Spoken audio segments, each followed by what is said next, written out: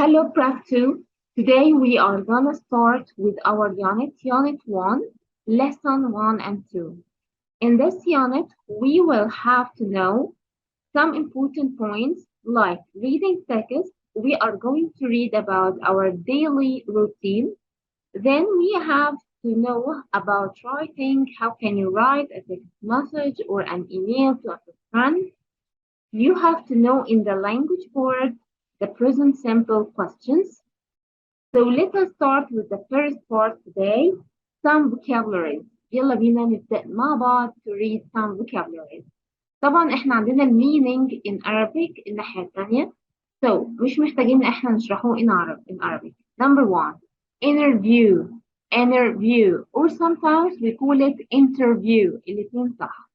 Interview, routine, sofa, daily, way, block of flats, ticket. Listen to music. These are some activities that you have to do in your life.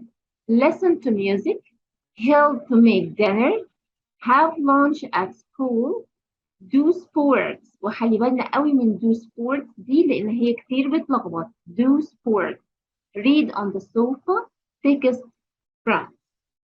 Then we have some adverbs of frequency. الادverb of frequency اللي هي عبارة عن some adverbs show you how many times that you do the action. بتورينا احنا عدد المرات اللي انت معتاد تعمل فيها الاكشن ده كم مرة. يعني for example I say I always eat fish every Friday. So this is like a habit يعني. Usually, often, and sometimes we call often by often على فكرة لازم صح. Sometimes and never. Then we have another part of vocabulary.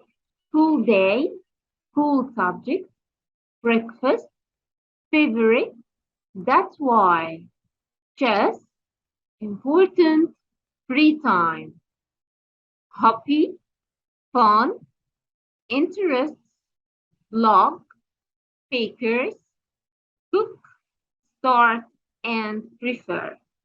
Then we have on this side, we have the word and the meaning of each word طبعا in English. If we say routine, this is something that you like to do every time in your life. حاجة أنا معتاد إني أعملها. So, your usual way of doing things, especially when you do them in a fixed order at the same time. أنت معتاد تعمل الأشياء دي خصوصا في وقت معين بترتيب معين. احنا مش عايزين حفظ صم بس خلينا نفهم المينينج على طول. In the routine, something that I like to do in the same time that I like to do this in my life.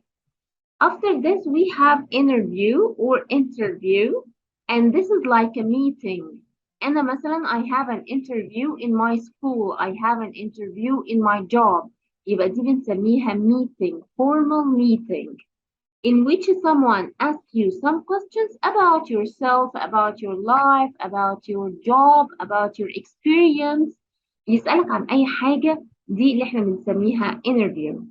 Block of flats.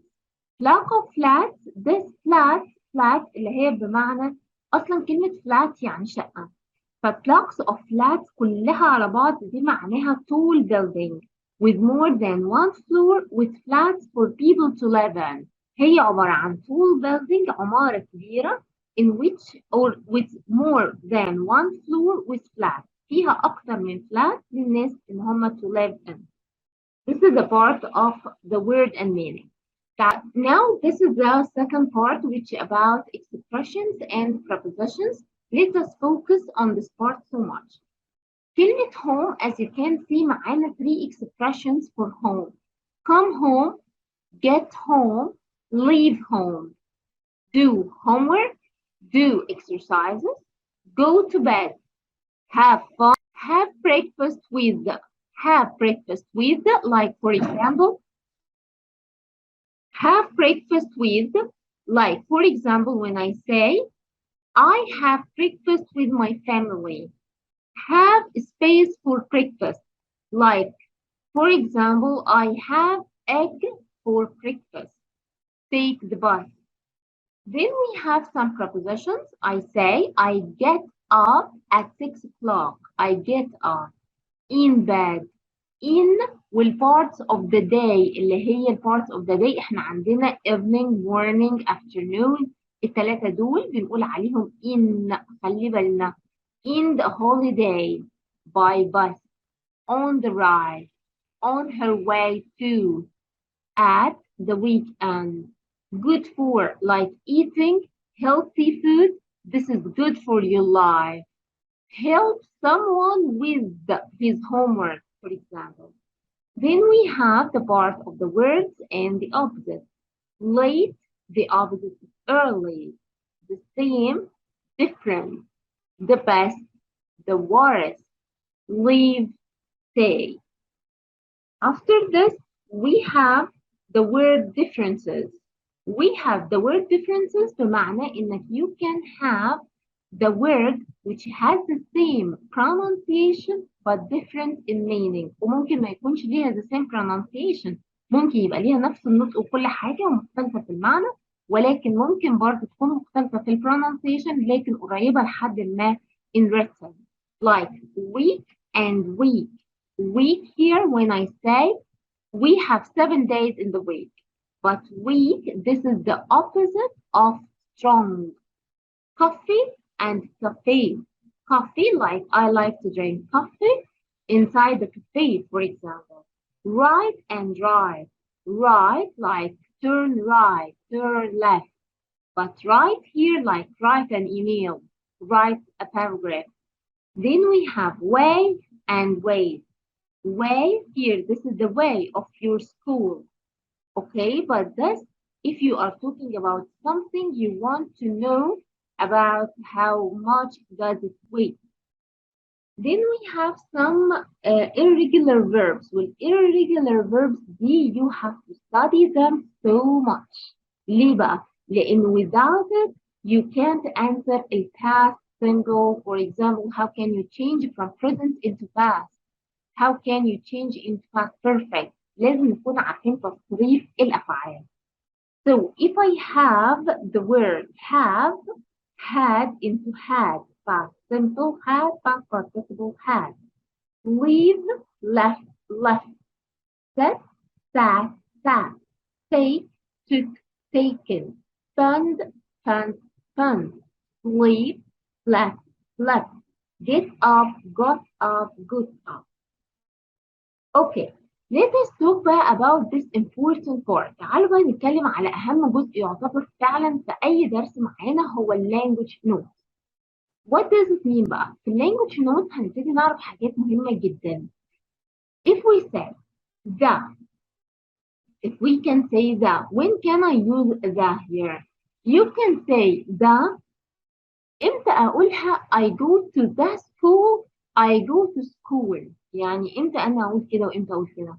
I can say I go to school to study if you are talking about the place with its own purpose, with its own important idea في المكان. أنت رايح للغرض الأساسي بتاعه، الأيم بتاع البلاي. لكن زي مثلا إيه؟ أنا بروح السكول. احنا بنروح السكول نعمل ايه؟ نشوف بعض، نسلم على بعض؟ لا، الغرض الاساسي للسكول the main purpose for the school انك تستدي. فلو انا رايحه للمكان ده للغرض بتاعه الاساسي I don't add that. So I say students go to school to study.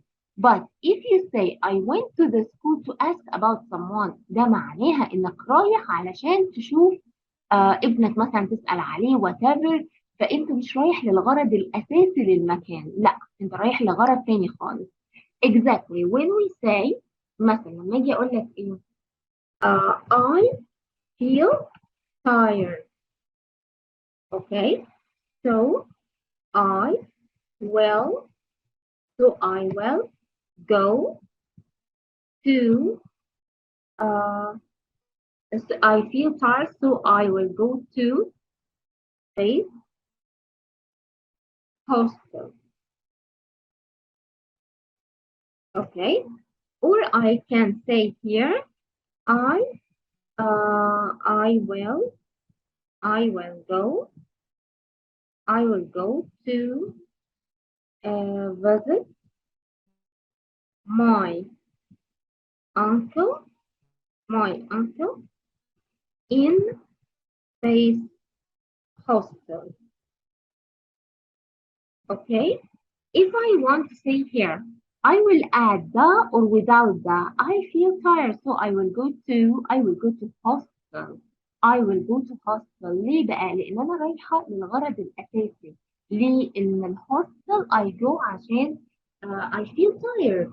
Okay. لكن الهوستل هنا أنا رايحاها on the second time I will go to visit my uncle in the hostel. ليه قلت in the؟ لأن أنا مش رايحة للغرض الأساسي للمكان. اوكي، ده the first part. ده كده بالنسبة لاستخدام ده. The second part فيها هنبتدي نتكلم مع بعض على to. If I say to here I can say I'm feeling tired. To هنا اللي بيجي عبارة عن ايه؟ I can say at the end of the sentence بمعنى إن أنا كمان. Like for example I'm feeling tired. Me too. I feel hungry. Me too. And so on. وممكن تيجي كمان after this an adjective. ممكن يجي وراها adjective اللي هي الصفة اللي هي حتى كان في كلمة كده اللي هي بنسميها ايه؟ to plus adjective. Okay, adjective plus to. Okay, so I can say for example the skirt the skirt is too expensive okay to buy. يبقى ده هنا أنا سميتها إيه؟ to. Between to and to we add what? We add الadjective. Okay. Then we have arrive at, arrive in, and get to. ونركز بقى في الجزء ده كويس جدا. arrive at, arrive in لأن كتير بتلخبط. arrive at and arrive in إيه الفرق ما بينهم؟ كتير يقول لك مثلا إيه إنك you are talking about مثلا مكان صغير مكان كبير. لا ملناش دعوة بالكلام يعني مكان صغير ولا مكان كبير. لأن باي ذا واي أنت ممكن تروح للهوستل. هي مش الهوستل ده مكان كبير لكن أنا هقول عليها arrive at. طب ليه دي هنا مكتوبة أهو مكان صغير؟ لا هي الفكرة مش في المكان الصغير والمكان الكبير. هي الفكرة إن لما يكون عندك حاجة اسمها borders. يعني إيه borders؟ يعني في حدود. أنت عارف المكان ده where can you go and where can you go out. انت فين هتدخل فين هتدخل. انت عارف مهما كان whatever the place is so big. مهما كان المكان ده كبير بس احنا عارفين ان هو ليه borders. يعني ليه حدود. اوكي. فانا بقول arrive at school arrive at airport. مثلا نقول مثلا كلمة airport. اوكي. طب ما هو الايربورت هنا ده مكان كبير بس هقول عليه ايه arrive at. ليه اقول عليه arrive at؟ لان هو ليه borders يعني عارفه فين حدوده قد ايه مهما كان هو هيخلص. لكن arrive in لا بقول arrive in London. لندن حاجه يعني لندن I arrive in Cairo. يبقى انا هنا ماليش حدود. انا هنا ماليش borders. مفيش ده مش مكان مفتوح ولا مش لا خالص. and then get to بقى get to تمشي مع الاثنين. يعني get to أقدر أقولها سواء كان place with borders or place without borders. المهم إن هي اسمها get to. و in the past we say got to. يبقى he got to Cairo the hostel early. Okay. Let us بقى answer some questions. Mariam's parents visited her at Space Hostel. I see what بقى Mariam's parents visited her at a hostel. هنقول ده or no article. هي رايحة الهوستل. هل هي عيانة؟ لا. يبقى احنا قلنا ايه؟ ان طالما انا مش رايح للغرض نفسه يبقى I said that. يبقى at the hostel. This box is space heavy for me to carry. Two. يبقى القاعدة بتاعتنا اسمها two.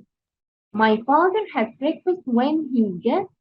اسمها get ايه؟ قلنا get to. Okay. That's very good. كده بالنسبة للفirst part. Then we have on this is for reading part. You have to read it very carefully and to understand it. And this is some exercises about lesson 1 and lesson 2, all of this. حلو، احنا كده يعتبر خلصنا exercises على lesson 1 and 2. This is for part 1. Next time, inshallah, I will start with you part 2 about grammar. Okay, thank you so much and see you next time. Bye bye. السلام عليكم. لا تنسوا الاعجاب بالفيديو والاشتراك في القناة تشجيعا لنا لنستمر بنشر المزيد إن شاء الله.